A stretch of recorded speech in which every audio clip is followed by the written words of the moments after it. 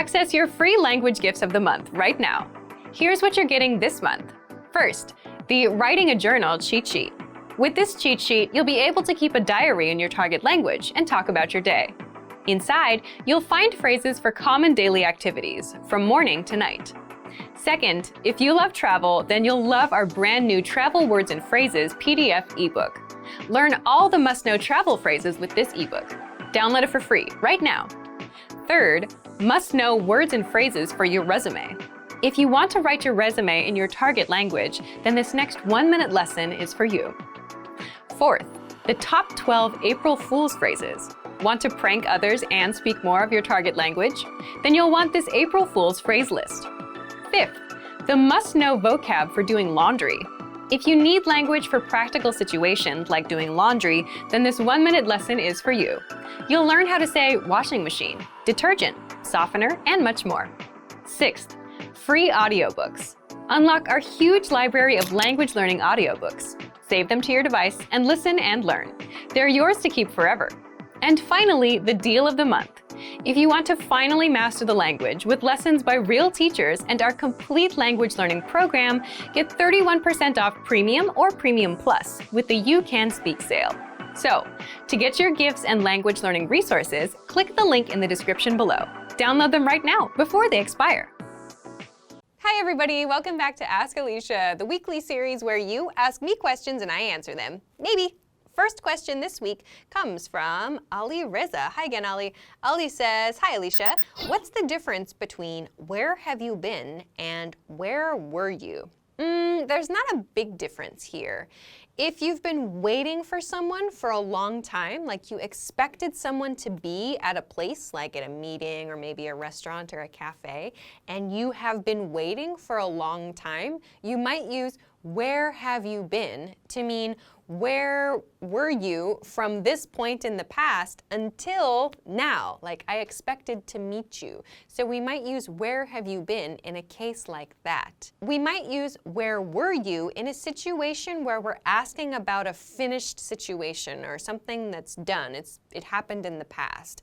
Like, for example, if you miss class one day, you are supposed to go to school, but you're sick, and you go to class the next day, your classmate could say, where were you yesterday? So that sounds like yesterday something happened and they want to know about that situation at that point in time only. So this is a little bit different from where have you been, which means like there was some expectation that you would be there and you were not.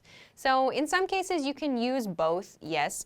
Like for example, if you are late for a meeting, and your coworker asks, where have you been? Like, you're an hour late. You could use that. Or the coworker might say, like, where were you? You're an hour late.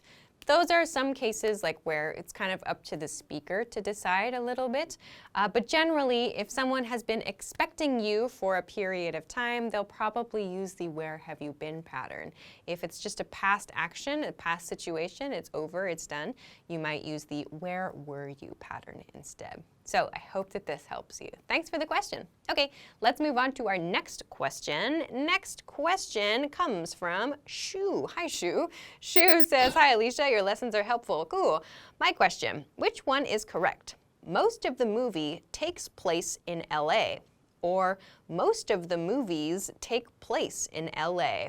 Nice question. Actually, both sentences are correct, and they have very different meanings. So let's take a look. The first one, most of the movie is set in LA, means the majority of this movie only takes place or happens in LA. With the plural, most of the movies take place in LA, it means most movies in this specific group happen in LA.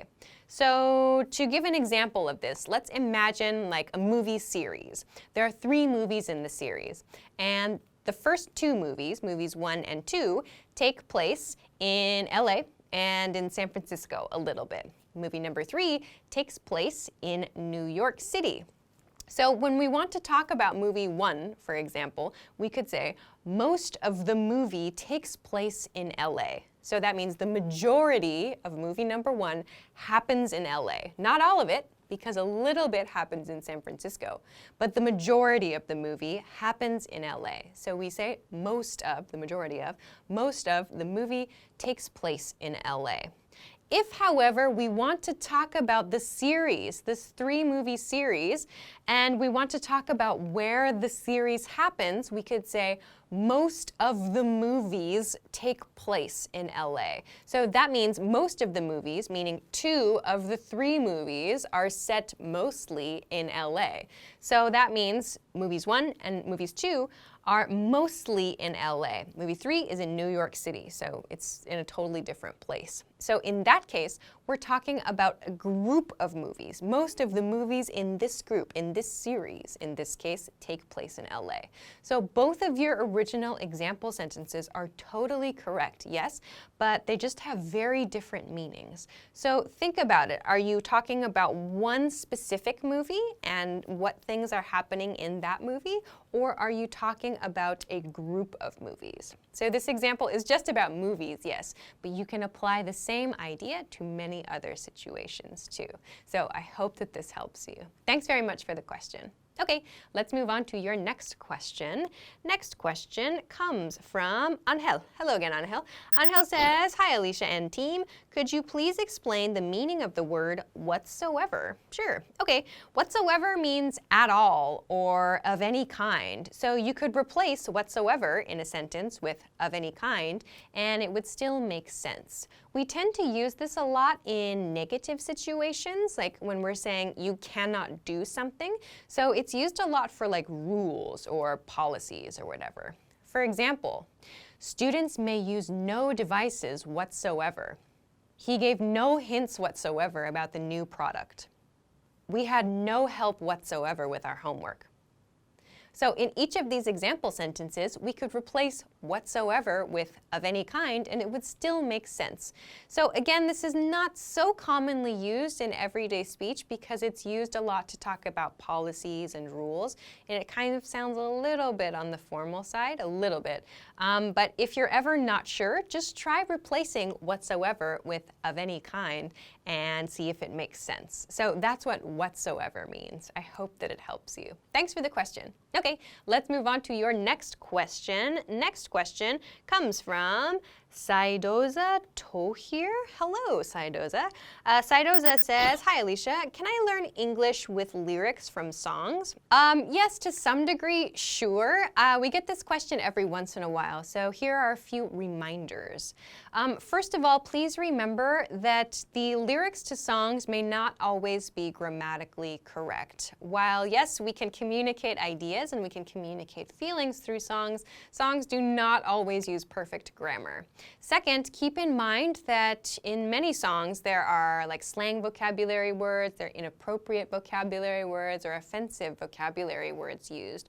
Also, the vocabulary words by one artist or by one singer may not be used in everyday speech very much, or may not be used in the people, like in conversation with the kinds of people you are used to speaking with. So for example, if you really like, I don't know, country music, or if you really like rap music, but a lot of the people that you talk to really like pop music or rock music or something like that, you might find that like they don't use the same words, or they're not commonly like using the kinds of expressions that your favorite singers are using. So that's something else to keep in mind. Another thing to think about is the rhythm. So in songs, it's great and it's very important to have a certain rhythm so that people can enjoy music. But this is very different in many cases from the way that we actually speak in everyday life. So if you can understand a song, that's great, but that doesn't mean that you can apply the same rhythm when you're speaking. So like rap, for example, most people don't speak in the same way as they sing or when they perform like rap songs. So that's another thing to keep in mind. Finally, remember that even if you can fluently sing a song, it doesn't mean that you can fluently communicate in English. So maybe you can remember all the words to your favorite song. That's great, that's fun. It's a great study tool, a great motivator for sure. But that doesn't mean that you can automatically use all of those words, or you can communicate well in English with those things that you've learned. They're kind of like supplements. They're like extra bonuses for your study. So don't use only song lyrics. Like, they can be really helpful and they can help you to identify with culture and make friends and stuff. But I would suggest maybe using that a little bit, using lyrics from songs a little bit. And it's important to keep those reminders in mind that I talked about too. So I hope that this helps you, and good luck with your studies. Okay, let's move on to your next question. Next question comes from Maxime. Hi, Maxime. Maxime says, hi, Alicia. How do I use regardless and regardless of? Thanks. Nice question. We use regardless at the beginning or at the end of a sentence. You may also see it used to connect two ideas in the middle of a sentence. Some examples. Well, I left my phone at home. Regardless, I'm going to enjoy my day. Our team is under a tight schedule. Regardless, everyone is happy. I see you've prepared a lovely meal. I have to leave regardless. On the other hand, we use regardless of before a noun phrase. Regardless of the manager's decision, I think our team did a great job. We should respect other people regardless of their race. So regardless of is used before a noun phrase. Regardless without of typically comes at the beginning or at the end of a sentence. I hope that this helps you. Thanks very much for the question. Hi everybody, my name is Alicia. In this lesson, I'm going to talk about the difference between question, ask, and inquire. These are three verbs that seem very similar but have a few different uses. So I'll talk about some definitions and then I'll share some examples to give you an idea of how you can use these verbs. Okay, let's get started. I want to begin with the verb question, to question, so please be careful. Today I'm not talking about the noun form question, I'm talking about the verb form, to question something. So to question as a verb has a couple of different meanings. First, it means to ask for information, to ask someone for information. This often has the nuance of interrogating someone. So to interrogate someone, this is a verb we use, for example, in police situations or suspect or crime related situations where police or authority figures ask a lot of questions to a person who is suspected of a crime. That's interrogation as a noun, or in the verb form, to interrogate. So maybe a slightly less serious form of interrogate is question. So it means you're asking for information, usually about a serious matter. So let's look at an example. Here, the reporter questioned the CEO about the year's changes. So in this case, it's a business situation. A reporter is talking to a CEO about changes in the company, perhaps for the year, and the verb question, in past tense, questioned, is used to mean the reporter is asking for information in a serious manner. So this probably also means that the reporter is asking many different questions, not just one question, but asking a series of questions about the same topic. Okay, let's take a look at the second meaning for this lesson of the verb question. The second meaning here is to doubt, to doubt. So if you're suspicious of something, or something doesn't seem true, for example, it doesn't seem genuine, we can use the verb question to describe that. Let's look at an example. I can't believe you're questioning my loyalty. So here, question, in the progressive form, questioning, refers to doubting someone's loyalty. So this could be as a member of a team, a member of a group, a member of a company, whatever. In other words, the person listening is questioning or is doubting the speaker's loyalty, meaning they're not sure if it's true or not. So to question can mean to doubt as well. All right, one more example sentence here, just to kind of refresh. I think the first meaning is applicable for this sentence. The suspect was questioned this morning. The suspect was questioned this morning. So here it's used in passive, and we see that it's again in some kind of criminal or crime-related situation. So this is something you'll commonly see in news, like in reports related to crime. So to question. Okay, now though, let's move on to ask and inquire. So let's start with ask. The verb to ask means to request, to request something. It also means to look for information. So you'll see actually, this is the same as I have for inquire. But one key difference here is that ask is the most commonly used verb. It's more casual than inquire. So I'll show you some examples of how to use this. First one, she asked him for help with her report. So here, ask has the meaning of request. In other words, she requested him for help with her report. Here we have past tense, asked. She asked him for help. The second example sentence, they asked where the restroom was. Again, we have past tense here. In this case, they're looking for information. You could understand it as requesting information, but here they are looking for some information. This is a fairly simple, a fairly casual situation, so ask is a good choice here. We don't need to use inquire, as that sounds a little too formal. So ask is used in these kind of everyday simple situations to request help, for example, or to get some information.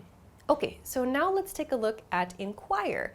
As I said, inquire, I have the same definitions listed for inquire as I have for ask.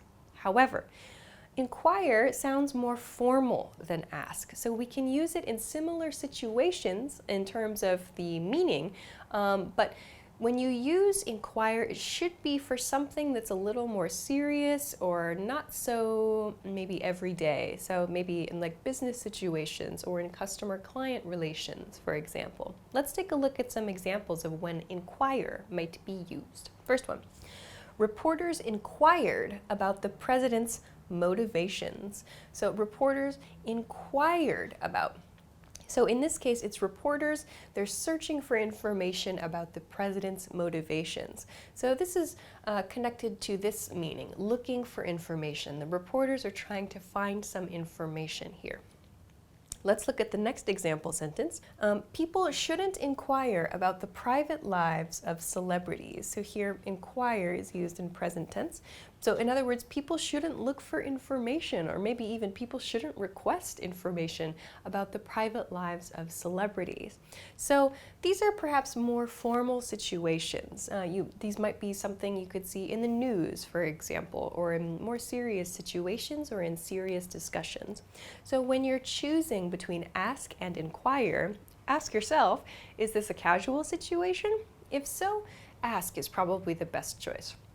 If it's more formal, like a business situation, you might use inquire instead. And when you want to talk about like interrogations and like asking lots and lots of questions, you might use the verb question here instead. 10 useful prefixes. A prefix, by the way, is like a small word, a few letters that we attach to the beginning of a word to change the meaning of that word. Let's go. Re. The first prefix is re, R-E. Re means again. So we see the word re in like redo, or replay, or reimagine, or recreate, for example. So it means to do the base word again. So whatever you see re in front of, or not everything, but if you see re before a base word like that, it can mean to do that thing again. So in a sentence, I have to redo my homework. Anti. The next prefix is anti, or you might hear anti as well. Anti or anti, both are fine.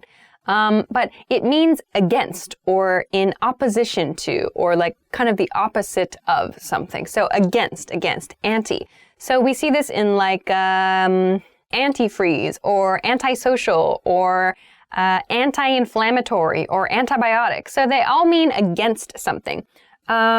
So like the word antifreeze, for example, means like against freezing. So antifreeze is a product that prevents a liquid from freezing, for example. An antibiotic is a medicine that we take to kill like bad microorganisms in our body, germs in other words. So we see bio in that word, so relating to like biology. Antisocial refers to someone who does not like social situations. They are against social situations. And anti-inflammatory another type of medicine, is against inflammation. So inflammation can mean like swelling or like turning you red, for example. So anti means against something. We see anti before words which mean like opposing or against that thing. In a sentence, my boss is anti-overtime. Dis. So the next prefix is dis. So dis means not. So we see this in words like disrespect or disapprove or disconnect or like disagree, for example. So these words all mean not plus the base word. So like disagree, for example, means to not agree, or disconnect means to not connect. So something is not connected to the other thing. Disrespect means to not respect something, for example. So dis means not plus that base word. In a sentence, a good editor should be disinterested. X. The next prefix is x. X means former. So something that was once true is not true anymore. We see this very commonly in relationships. So for example, ex-husband, ex-wife, ex-girlfriend, ex-boyfriend, ex-boss. So all of these mean my former something, my former boyfriend, my former girlfriend, my former boss, my former roommate, for example. In a sentence, the ex-CEO was in the news this week. Mid. The next prefix is mid. So mid means like in the middle of or during something. So we can see this in a word like midnight or midsummer, for example, or mid-morning. So meaning in the middle of or roughly in the middle of something during that time period. Midnight means in the middle of the night, or mid-morning is like in the middle of the morning. So all of these refer to mid something. We can also use it for like an action, like mid-meal, for example, or she was mid-presentation when the phone rang, for example. So mid means in the middle of something. In a sentence, I was mid-breakfast when I heard the news. Ill. The next one is ill. So ill means, again, not, or it's like a negative prefix. It means the base word, but not that base word. So we see this in words like illogical or illegible or illegal, for example. So these all mean not plus the base word. So illogical means not logical. Illegible means unable to read. Legible means readable. Illegible means cannot read that thing, unable to read that. Illegal means not legal, in other words, so an action that is against the law. So ill means not. In a sentence, highly illogical, Captain. That's a Star Trek reference. Im. The next prefix is im. I-M. Im also means not. It means not. Words that fit this pattern, for example, could be impossible or impeccable or improbable or imperfect, for example. So again, it means not. So imperfect means not perfect. Impossible means not possible. So im means not. It means not. In a sentence, this is impossible. In. The next prefix is in. So again, in also means not. It's a negative prefix that we use. There are a lot of words that start with this in, meaning not. So like inconsiderate, incapable, inconceivable, inappropriate. So they all mean not plus the base word. For example, like the word inappropriate means not appropriate. So behavior that is not appropriate in a certain situation. Or incapable means not capable. Someone cannot do something they're expected to do. So in means not plus our base meaning, the opposite then of that meaning. In a sentence, he's incapable of running the country. Ear. The next prefix is ear. So the pronunciation is ear, even though it's IR. Ear. For example, we see this in like irresponsible or irredeemable or irregular. So again, this means not something. So irresponsible means not responsible. Irregular, not regular. Irredeemable is something that cannot be made up. We cannot redeem that thing. So ear is another negative prefix, meaning not or no. In a sentence, your behavior was irresponsible. Non. The next prefix is non, N-O-N. So Non is a prefix. Again, it means not or against, or like, I shouldn't say against. So non also means not something. So for example, we see it in a word like nonsense or like non-sequential or non sequitur. So these are words that all mean like not something. So for example, nonsense means no sense, essentially, not sense. Non sequitur. So sequitur, the base there is like, think of the word sequence. We see that same sort of base in sequence as we see in non sequitur. And that actually comes from the Latin meaning like to follow something. So non sequitur means like it does not follow. So a non sequitur means something that just, it's not part of the conversation. It's like a random comment is a non sequitur. So it does not follow. Non sequitur is one. So non means not or no. In a sentence, this is nonsense. Hi everybody, my name is Alicia. Welcome back to Know Your Verbs. In this episode, we're going to talk about the verb act. Let's get started. Acting. It was hard to choose like a basic definition of this verb because I think depending on the person, there are a couple different meanings that you might think is the basic definition of act. So I've kind of picked one for this lesson. Okay, so the basic definition for this lesson is to take action, to do something. Examples. Act now and save money. We need to act quickly. Okay, now let's look at the conjugations for this verb. Present, act, acts. Past, acted. Past participle, acted. Progressive, acting. So now let's talk about some additional meanings for this verb. The first one is to perform as a character, to perform as a character. Some examples. He acted in a musical last summer. I love to act. Okay, so in the first example sentence, he acted in a musical last summer means he performed as a character in a musical last summer. So to act means like to perform in some way in a production. So a musical or a theater production. By the way, musicals are the performances with singing and dancing usually. A play is the same thing, but no singing and no dancing really, just talking. So a play is just talking. Musical is singing and dancing. So he acted in a musical last summer. The second example sentence was, I love to act. In other words, I love to perform as a character. So this maybe is a common hobby for many people, I think. Okay, let's go on to the second meaning for this verb, to behave. To behave. So this is a very open meaning, to behave in some way. It means like your manners or like the way that you present yourself or the way that you show yourself. Examples. She acts like she's angry, but she's actually happy. My dog is acting strange.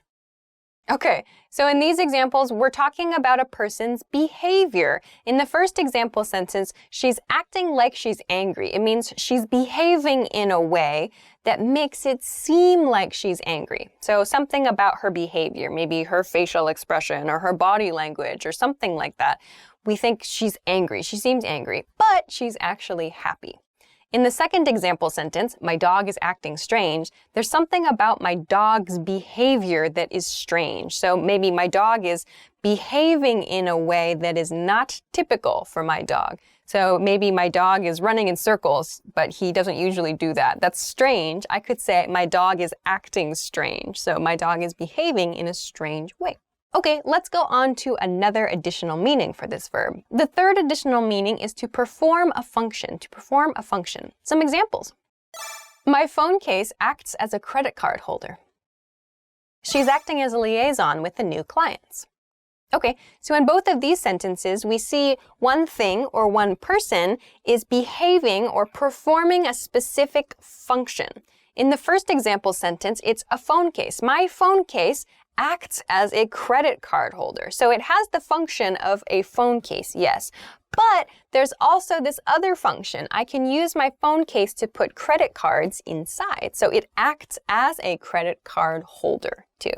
In the second example sentence, she's acting as a liaison with the new clients. It means she is performing the function of a liaison. A liaison is a person who's kind of a go-between for communication between two groups. So she is the go-between. She's performing the function of a go-between. She's acting as a liaison for the clients. The fourth additional meaning for this verb is to have an effect, to have an effect. Some examples. The poison acted quickly. The sad story acted on the audience's emotions. Okay, in the first example sentence, the poison acted quickly, we see the poison had an effect quickly. That's what acted means here. We're seeing it in the past tense, and it means to have an effect in this case. So the poison had an effect quickly. In the second example sentence, however, we're talking about an effect on people's emotions, not like a medicinal effect like we saw in the first example sentence. The second example sentence was the sad story acted on the audience's emotions. In other words, the sad story had an effect on the audience's emotions. So that means probably that the audience felt sad, or the audience felt maybe disappointed or something. The audience's emotions were affected by the story, by the sad story. So we say the sad story acted on the audience's emotions. So this means to have an effect. Okay, let's move on to some variations in how we use this verb. The first variation is act up. To act up, this means to exhibit negative behavior, to have bad behavior. Some examples. Ugh, my asthma is acting up. The kids acted up at the dinner party last night. Okay, so in the first example sentence, I mentioned asthma. Actually, asthma is a sickness. It's a disease. Asthma is very common. It's a lung problem or kind of a breathing-related problem where it becomes difficult to breathe depending on different situations for different people. So if I say my asthma is acting up, it means my asthma is behaving in a negative way. My asthma there's some problem with it. My condition is not good because of my asthma. My illness, in other words, is kind of strong right now. It's acting up. So I'm having problems because of my asthma right now. In the second example sentence, however, it's a person, in this case, kids. So kids acting up at a dinner party means kids were displaying bad behavior, negative behavior at a dinner party. So acting up means something negative is happening. Some kind of negative behavior is occurring. Okay, so the next variation is to act out. To act out also does mean to behave in kind of a negative way, but the difference between act out and act up is act out has the feeling of doing this bad behavior in order to get attention. So you act out because you want to be noticed. Some examples of this. Your son has been acting out in school. She's only acting out because she wants attention. So acting out is like you're making some kind of extreme behavior, or maybe it's like kind of scandalous, or maybe it's really rude, or maybe like too sexy. There can be lots of different ways to act out, but the idea is that the action happens because this person wants to get some attention. Whether negative or positive doesn't matter, it just wants attention. But we should be careful because this is different from to act something out. To act something out is different from to act out. To act something out means to represent an activity with your body. So that means to showcase a scene or to explain a scene in a movie or to kind of show somebody a gesture with your body. So examples. We acted out our favorite movie scene. She acted out the story. So acting something out means using your body, like physically using parts of your body to act out, to show something. So for example, like a simple action, if I want to act out making a phone call, I would do this, like making the gestures of making a phone call. We could say this is acting out a phone call. Hello. That's acting something out. I'm using my body and I'm using gestures to explain something, to explain a behavior. So this is different. To act something out and to act out have very different meanings. So be cautious. To act something out takes a direct object. To act out does not. So please be careful of this. There are some grammatical hints for you. Hey everyone, welcome to the Monthly Review, the monthly show on language learning. where you discover new learning strategies, motivational tips, study tools, and resources. By the way, all the lessons and bonuses you're about to see can be downloaded for free on our website. So click the link in the description right now to sign up for your free lifetime account. Okay, today's topic is, are you improving? How to assess your language skills. Have you ever wondered, am I actually getting better with my target language? If you want to know how to check and see if you've improved or not, then keep watching. Today you'll learn why assessment can mean the difference between fluency and failure, how to assess your language skills even if you're learning on your own, and much more. Are you improving? How to assess your language skills. So, have you ever wondered, am I actually improving with my target language? Feeling like you're not improving can hurt your motivation. On the flip side, if you notice yourself understanding more of the language than before, you can feel good, and that can fuel your motivation to keep going. But it's not easy to spot your improvement. It's tricky with language. It's not like going to the gym, where you can see your muscles in the mirror. This is where assessment comes in. What's assessment? The easiest example of assessment is a test. If you go to a language class, you'll get a test on the first day. The goal of the assessment test is to understand where your language level is, and any test after that is a way to see how much you've improved. This is ongoing assessment. So assessment is checking where you are now and how far you've come with your language learning. Assessment lets you see where you've improved and helps you find what you need to work on. If you're serious about learning a language, it's one of the best things you can do to stay on track, stay motivated, correct your mistakes, and reach fluency. But assessing yourself is also hard if you're learning on your own. So what can you do? Here's how you can assess your language skills, whether you're learning with our program or not. Number 1, if you're a Premium Plus user, retake the assessment test. Technically, you can only take this once, but if you get in touch with our support team, we'll give you the link. If you're using any other resource, find a way to test yourself. Look for practice tests, apply for a proficiency test, take online quizzes, anything that forces you to test your language skills. Number 2, revisit old lessons. An easier way to self-assess your language level is to revisit old lessons. You can do this with any program you're learning with. If you've truly made progress, then you should be able to understand the lesson dialogues with no problem. If not, then you know that you need to review them some more. Number 3, try harder lessons. Also something you can do with any language resource. If you're using our program, try lessons from a higher level. If you're a lower intermediate, try upper intermediate lessons. If you don't understand anything, that's fine. But if you do, then that's a good sign that you've improved and are ready for harder lessons. Number 4, for reading, check out our extensive reading books. These are available for all levels, from absolute beginner to advanced. You can reread old ones or try harder ones to see where your current level is. You'll find these books in our lesson library. This will help you assess your reading and comprehension skills. Number 5, for speaking, use our voice recording tool. If you can easily repeat the lines from the conversation, that's a good sign. Or, if you're using another program, try to shadow the provided conversations. If you can do it without a problem, then you've made progress and are ready to go to the next level. Number 6, for writing, try and copy out our lesson dialogue by hand. The point here is to see if you can write smoothly or not, as a way of assessing your writing. You can also do this with any textbook. You can also take a picture of your writing and send it to your Premium Plus teacher for feedback. Number 7, use our Premium Plus assignments. If you're a Premium Plus member, you can ask your teacher to send you weekly assignments based on your needs, whether for reading, writing, speaking, or listening. And they'll provide you feedback so you can see where you are with each skill. So to recap, 1, take our assessment test. 2, revisit old lessons. 3, try harder lessons. 4, use our extensive reading books for reading. 5, use our voice recording tool.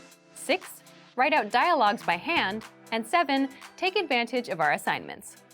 Remember, the point of assessment is not to pass or fail, but to see where you've improved and where you need to work.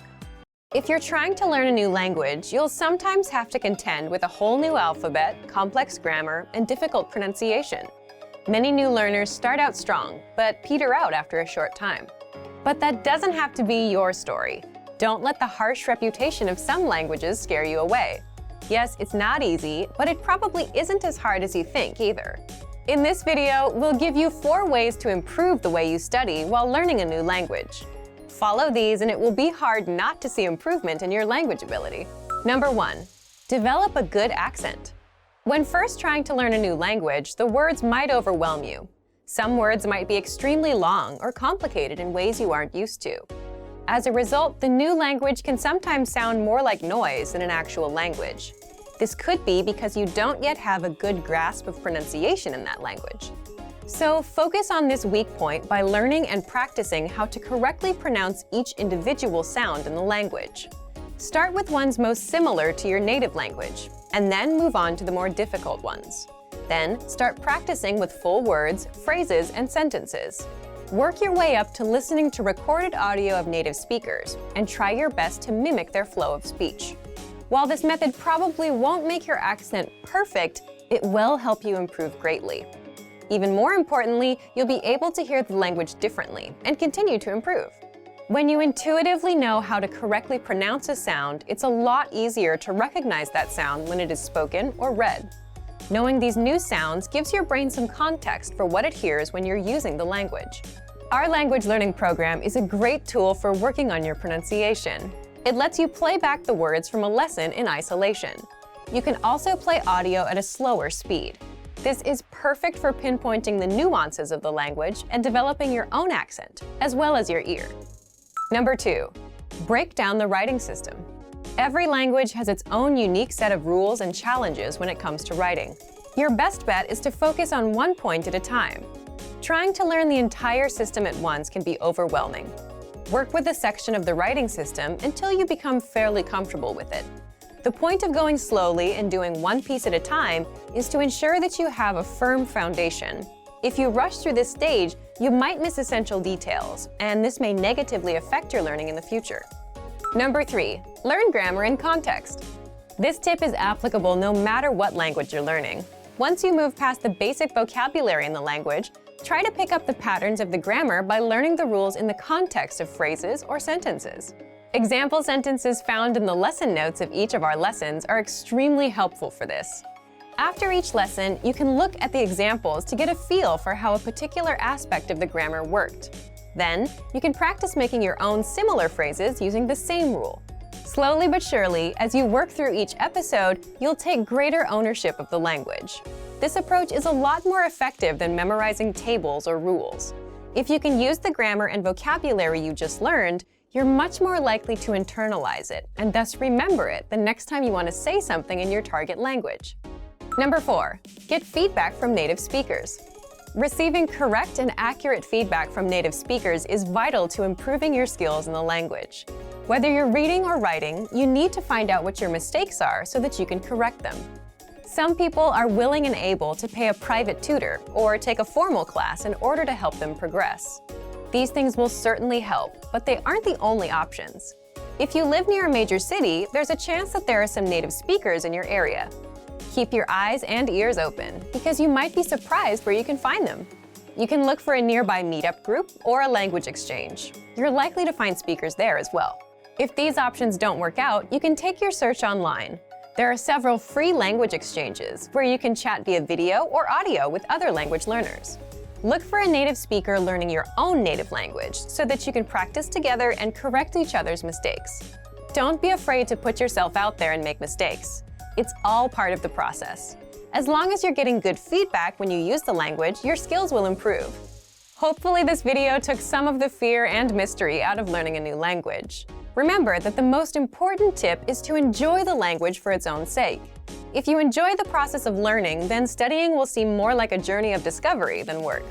Use these pointers as tools for the road ahead as you work your way to fluency in your target language. Some language learners progress more quickly than others. Is this because they're smarter, more talented, or maybe just lucky? This is not the case. Most of the time, a lot of what determines your success in a language is the amount and consistency of the time you put into it and the way that you go about practicing. In this video, we'll take a look at 5 techniques of successful language learners that you can use in your own studies. Number 1, hit the easy targets. Start with easy, attainable goals in the beginning. You might want to do as much studying as possible when you first start learning a new language. but this is a good way to get burned out fast by all of the obstacles you'll hit. Whether you're trying to learn 10 basic vocabulary words a week, or just want to review some grammar that you've already studied and might need a refresher on, having easier goals to get you started on your language learning journey can make it easier to keep progressing. And then, when you hit those goals, you feel motivated to make even more challenging ones. It's okay to start small and work towards hitting the harder targets. But when you're just starting to learn a language, go for the easier ones rather than overwhelming yourself with too much at once. There's always been a bit of debate in the language learning world as to whether or not you should learn grammar explicitly or implicitly.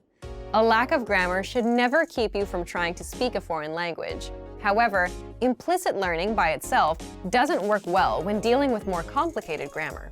Number 2, break down the most difficult parts of the grammar. Tenses, verb conjugations, noun inflection, there are a lot of tough spots you'll find in grammar. As you come across these foreign grammar concepts, take some time to study and practice them. Hone in on one aspect at a time and practice it by writing out sentences or simply by speaking. Read different grammatical explanations and example sentences. While you don't want to spend all your time grinding out grammar exercises, 10 or 15 minutes a day of focused practice will help you master these otherwise difficult areas of the language. Another great way to master grammar is to work with whole phrases or conversations. This isn't as easy to do while you're speaking with someone, but it can be done by listening to audio.